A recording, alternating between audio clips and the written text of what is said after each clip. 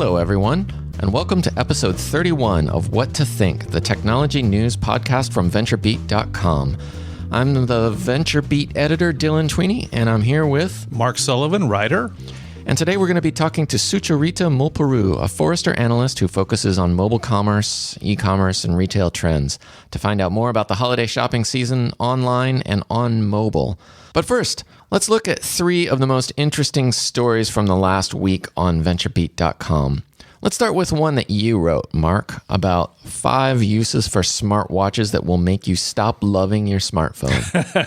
You kind of broke my heart with this story a little bit. Really? Now that we know that you're just advocating for smartwatches, what has you so excited about smartwatches? A lot of people don't realize what they're going to be used for in the future. I think we're really focused on some of the starting applications for this thing, some of the use cases that are really pretty simple, like seeing messages from our phone pop up on our wrist. And this is really simple stuff that'll be seen as fairly minor features of smartwatches in the future. Give us a couple sexy examples. Yeah. The Apple Watch, for instance, has an NFC chip built inside. So we're all talking about mobile payments now. Mobile payments for right now are dependent on, you have to have a phone to do them, but that's not going to be the case for long. Some of my sources have said that before 2015 is out, you'll be able to go to Starbucks and run your wrist by the scanner and pay for your coffee, and that's it. You won't have to have your smartphone with you at all. Nice. And there are other things. Video conferencing on the wrist or video messaging on the wrist is probably going to be a big deal. There's a company that I interviewed called Glide that's working very hard on this right now. Most smartwatches don't have a camera on them, but that's going to be increasingly not the case. So you're going to see things like that. So Dick Tracy, here we come. Yeah, it's Dick Tracy is going to be a reality. There's a lot of things. I mean, you're going to use your smartwatch to identify your gym membership. You're going to use your smartwatch to ride the train in the morning. You're going to use it to check in with on your flight. You're going to, when you get to the hotel, that's how you're going to get in your room. Yeah, because the NFC chip will sync up with the door. Yeah, interesting. They can use that chip, or they can use the Bluetooth chip. But this whole concept of identification and authentication is just going to be huge for watches. Wow. So it's going to sort of act as your sort of passport to the world. Okay. And I think once people start getting a grip on this, and after these features start to be announced next year and the year after that, then the smartwatch is going to look a lot more sexy to people. Okay. Well, that's good to know. Speaking of passports, let's talk about BlackBerry's Passport. Now, this is the sort of square, weird smartphone that BlackBerry released a few weeks ago, their new flagship device, in which, as far as I can tell, nobody is going to buy. To help encourage people to buy this useless device, BlackBerry is now announcing a trade-in program. They will give you up to $550 if you trade in your iPhone for a BlackBerry Passport. Wow. $400 cash and another $150 in the form of a Visa prepaid card. These guys are desperate, man. You can smell the desperation wafting off this company. It is not looking good. If you have to offer a $550 prize to get people to buy your phone, I think that's maybe a sign you need to go back to the drawing board. Square shape, sort of interesting. But, there was a Microsoft phone a while ago, the Kin. I don't even know if you recall these. They did the Kin 1 and the Kin 2. Yeah. And one of them was square. And I thought it was kind of cute. But for extended use, just square, it's not the right shape for a phone. You're not used to that. I haven't used the thing, so I'll withhold judgment, but I don't like the shape either. There's something about it that my hand wants something that's a little bit more rectangular than that. The other thing is it has a non-standard BlackBerry keyboard, and as far as I'm concerned, that classic BlackBerry keyboard is the only reason why you'd want a BlackBerry anymore. If they don't even have that, they're completely missing the point. Yep. Anyway, if you're a big BlackBerry fan and you have an old iPhone lying around, now's your chance to trade it in. Let's talk about Lyft, Mark. I was trying to figure this out last week. There's a big controversy around Uber. They made some threatening statements about digging up dirt on a journalist. Some revelations came out that they have this God view that lets executives or pretty much anyone in the company see any customers travel in near real time, and maybe they've been using that. So I wanted to know, a lot of people were saying, like, I'm deleting my Uber app. I'm going to take Lyft now. And I was one of those. I was kind of PO'd at Uber, so I did that. But my question was, is there really an impact? And most of last week, we could not see any impact at all. But now, Lyft says they didn't connect it to Uber specifically, but they did say that last week was their biggest week in Lyft's history. It's one of those things where it's kind of hard to figure out if this reaction against Uber is just sort of happening in our echo chamber here in tech world. Yes. My gut is that it's probably mostly in the echo chamber, although I don't know. Well, you did a story on the weekend. You know, there's a controversy about that journalist, Sarah Lacey of Pando, but there's a bigger controversy outside Silicon Valley that people actually do care about. Yeah, that's a good point. The distinction that this study made was that people care more about their own privacy, and what they're risking if they ride with Uber. They care about that way more than a journalist getting investigated or what have you. We're always making this trade-off, though. People have said over and over they care about Facebook privacy, but they keep using Facebook. So it's... Facebook does have a privacy policy and has clear guidelines about what can and can't be done. Mm-hmm. So does Uber. But yes, exactly. But in Facebook's case, the whole business is predicated on collecting information about you and using that to target ads to you. So clearly, people don't care about that. Are you worried about Godview? On Uber? Yeah. Well, I figure I'm a journalist. If I write about Uber, they're probably going to look up and see what I've done. Am I freaked out about that? Not necessarily. They're probably doing it to check to make sure that I'm actually using the service that I'm pretending to know something about. And in fact, a couple of years ago, the New York Times wrote a review of the Tesla Model S where they said, its battery life isn't all that's advertised, especially if you're driving around in the cold in the Northeast. Yeah.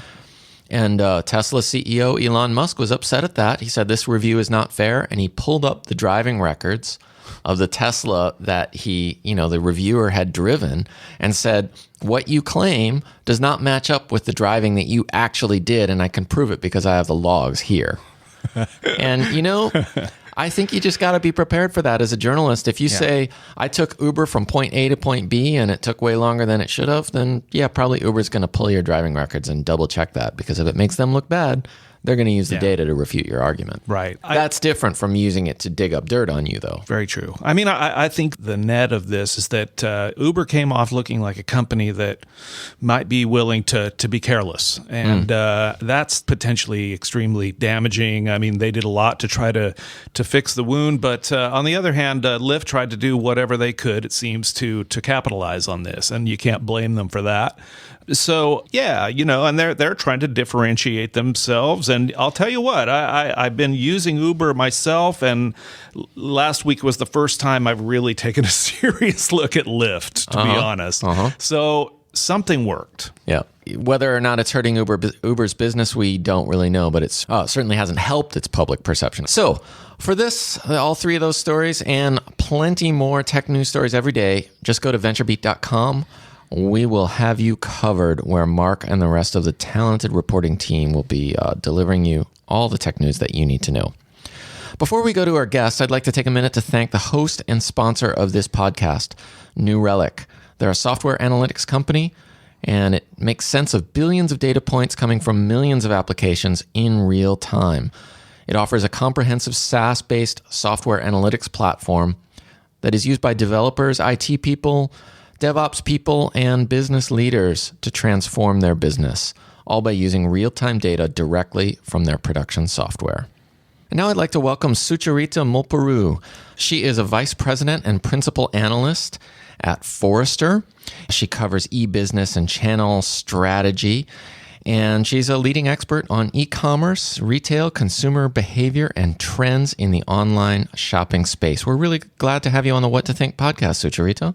Well, thanks for having me. My sort of first question is, the holiday season gets off to its official start this week with Thanksgiving and Black Friday, although the two are kind of blending into each other as far as I can tell. What's the kind of overall picture in terms of the holiday season for e-commerce and mobile commerce in particular? Well, we expect this year's holiday season online to be pretty strong, stronger than it's ever been. And largely that is just due to the fact that e-commerce, the trajectory is really strong. Our most recent forecast for the holidays has this year's web numbers for November and December up 13% over last year, so significantly higher than what the bricks and mortar growth rate is. What's bricks and mortar doing for comparison? Low single digits. I think that NRF, the National Retail Federation, they put out their holiday forecast as well for the overall retail world, and at least in the U.S., and that's in the low single digits. Okay, but on a much larger number, is that correct? Or is e-commerce now rivaling? Right. Offline retail is significantly larger.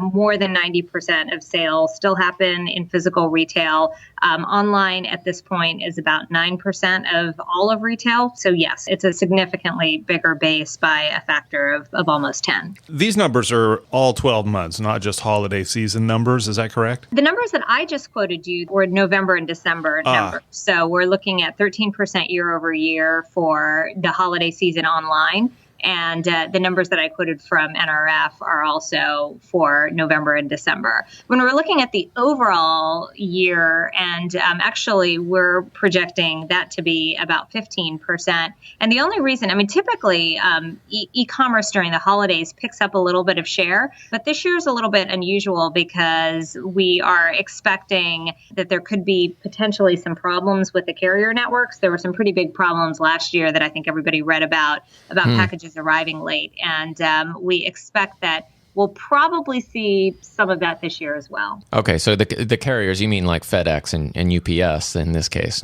Right, exactly. They're the ones that do all the express shipments. Yeah. And that's when, the one time of year where express shipments for consumers are most important is during the holidays, but they've also essentially come up to capacity constraints. Where does mobile commerce fit into this whole picture? Is that, that's still sort of like the tip of the spear, right? Yeah, mobile commerce should also have a really good season this year. A few years ago, mobile commerce sort of exploded onto the scene and just kind of shocked a lot of retailers by, delivering 15% of their traffic.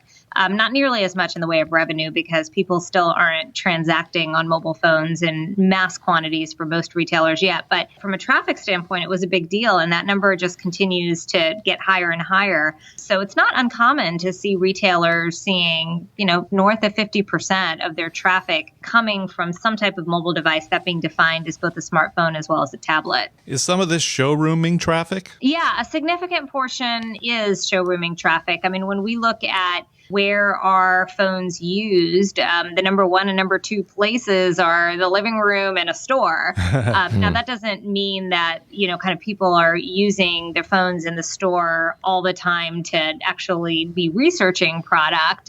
People are often just emailing or texting or, Facebooking or FaceTiming or doing other things. But there's no question that some portion of it absolutely is researching products. And when you're researching products, you're likely to be researching, something that you're about to purchase, and you just want to make sure that you're getting a fair price on it. It's funny, we don't hear many people complaining about living rooming. Is that a real threat for retailers, or is that something that actually plays to their benefit, or is it a mixed bag? It's a mixed bag. When we dig into data about, kind of specifically price comparison shopping on your mobile device, and say, for instance, you're doing it in a store, and it's consumer self-stated data, and that's probably as close as we can get because it's difficult to get this information in precision otherwise. But yeah, it ends up getting split across, essentially 4 buckets. Some portion of people will go online and purchase on Amazon or some other retailer with some price competitive offer. Some consumers will actually go to the website of the retailer that they're visiting. So if you're at Best Buy, they will choose to go purchase on bestbuy.com for whatever reason. Maybe there is a product that a particular SKU of an item that isn't in the store that they can find online, or the price may be different online. Some portion are going to go to a competitor offline. And that's actually a surprisingly large percent of the overall. So if I'm at, Walgreens and I may see something cheaper at CVS, there are people who will, go drive across the street to go finish that transaction. Some portion will complete the transaction in the store that they are in, even if the price is higher. And usually that magic number is so long as the price is within a 5% differential of what you can find online. People are like, it's just as easy for me to just buy it now here. Right, because they know they'll have to pay for shipping. They'll have to wait a day or two anyway at a minimum. Right. So tell us about some of the trends in mobile commerce. So what are retailers looking at now? What are they doing to, apart from making their websites more mobile friendly, since they obviously have to do that? It's interesting because unlike in e-commerce on the desktop, where there was a pretty standard convention of the kinds of things you needed to execute in order to create a good e-commerce desktop website, we don't have that same consistent answer for mobile. A great mobile website is different for every retailer, and if you look at, a pharmacy, that experience on a mobile device is completely different from a flash sale retailer, and that's different from Uber, and that's different from a mass merchant like a Walmart or a Target. And that's created a lot of challenges for mobile developers, and it's created a lot of challenges for the retailers that have to manage these businesses. And, a lot of them, I think, have just kind of thrown their arms up in the air and said, you know what, we're just going to go the route of responsive design because that's the lowest common denominator. It requires the least constant upkeep and maintenance. I can scale my current development staff to support that. And, I don't have to worry as much about the landscape constantly changing. Now, do I hear you saying that they're spending less time developing, iOS or Android apps and more time building websites that'll work equally well on mobile and desktop?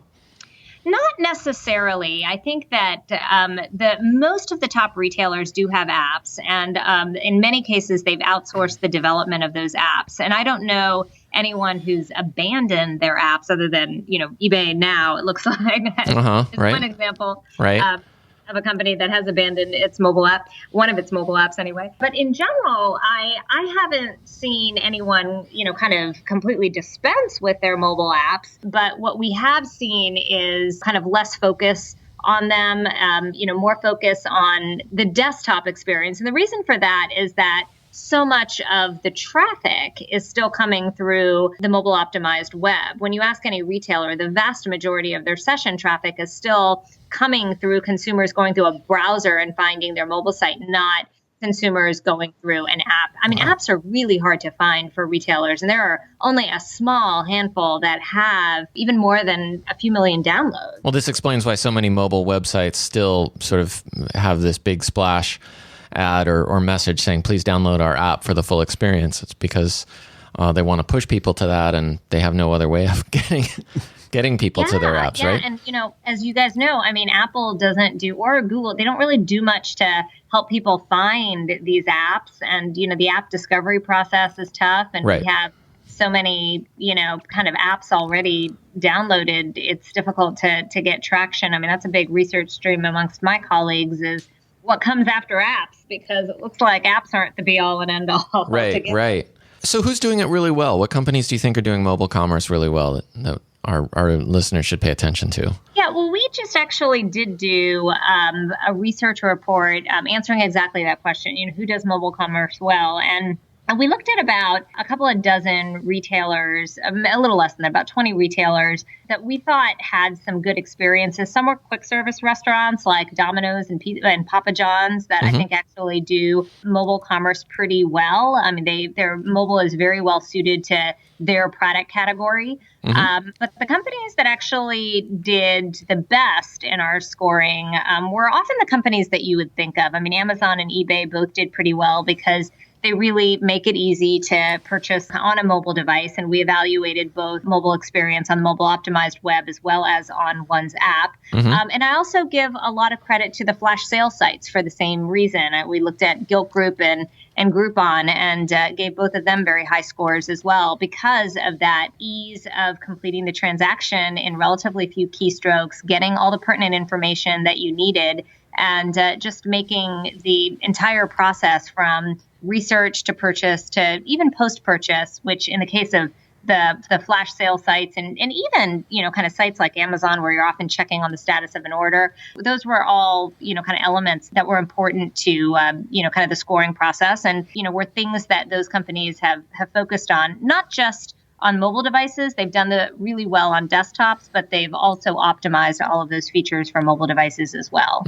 I was just going to say, this must be what a lot of these e-commerce companies are thinking about, is just this idea of removing friction points, whether that be on the desktop or through a mobile app or through a browser experience. That's really a lot of what this is about, right?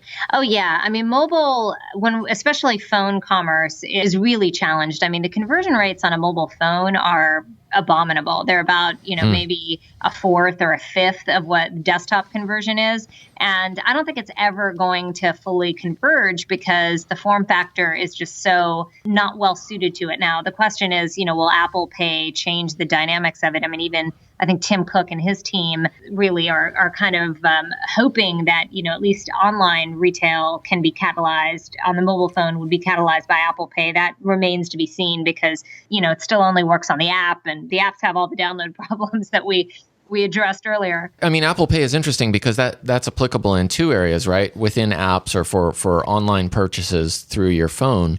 But it's also applicable for real-world purchases in a retail location, like a Starbucks or a Noah's Bagels or something, right? Exactly. And there are different merchants on both sides, on the online as well as the bricks and mortar side, that are kind of piloting it. But I think that the big challenges in the physical world, as we know, are the merchant adoption and even getting that critical mass of retailers even accepting it. And then on the .com side, it's, kind of even having enough consumers who have your app to even complete a transaction on it. That's really been an interesting part of this to me, is both on the app side and on the brick and mortar merchant side.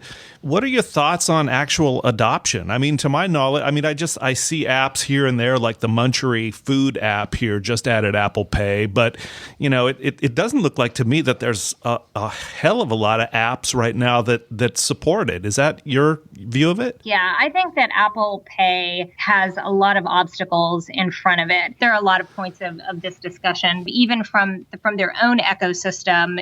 How many consumers are going to adopt it? Not even everybody who has an iPhone has an iPhone 6. Not everyone who has an iPhone 6 is going to be using it. So there's that whole, setup piece, the consumer education and awareness component that I think is a challenge. Then you have the retailer challenge too. There are 2 million retail establishments in the United States alone. And even by their own admission, I think maybe 20,000, I think was the number that 22,000, yeah. It's still a very small minority. This is the same problem, by the way, that Google Wallet had. So if you don't have the reach and you don't have, kind of that penetration amongst the retailers, and you don't have the consumer penetration, that's a double-edged sword. And the retailer, I've talked to a number of retailers that say that they don't even know what the value is to them of doing this. And, and I agree in a lot of ways. So if they can't get over that I think is going to really suppress their ability to get penetrated. And then you have the larger question of, yes, digital wallets are cool, and that is the wave of the future. But is this really the biggest problem in retail to save me 0.3 of a second at my, transaction? I mean, if you can help me find a parking space, if you can, help me find a receipt from something I purchased, right. Those are the bigger problems we need to solve. Yeah, rather than saving half a second. That's exactly right. I want to ask you, because the shopping season is starting, like it or not, what kind of insights might you have from your analysis of the business side of things that a consumer might be able to apply to their advantage? Are there apps out there that help you find better deals? Is there a better time to shop? Is there a retailer that bears looking at because they're doing something especially well or something especially poorly that might be to consumers' advantages? There are apps like, kind of Retail Me Not that are increasingly popular and do help people, kind of save money. If you are down the transaction funnel, it is a resource that many consumers will go to before they complete a transaction, just to make sure that there's not some coupon out there that you missed. Right. So I think that those types of sites are often great ways to save money. Kind of trolling websites on Cyber Monday, which is coming up, is always a good thing. And to even start your holiday shopping, if you are interested, as early as Wednesday night, because... Oh, dear God. Really? Well, the reason being that that, a lot of these are limited offers, right? And a number of merchants realized a few years ago that they're not going to cannibalize the store if the stores are closed on Thanksgiving, although that's changed more recently. Right. And if they can actually start the sales really early, or at least as soon as the store closes on Wednesday, they can get in a few extra hours of selling. So sometimes you'll see great offers starting as early as Wednesday night and going through Thursday, where there still are a lot of stores that are closed, although increasingly more are open. And then definitely, kind of start on Cyber Monday. But again, a lot of retailers have pushed that even further and further, or earlier, I should say. And Cyber Sunday is Cyber Sunday now. Okay.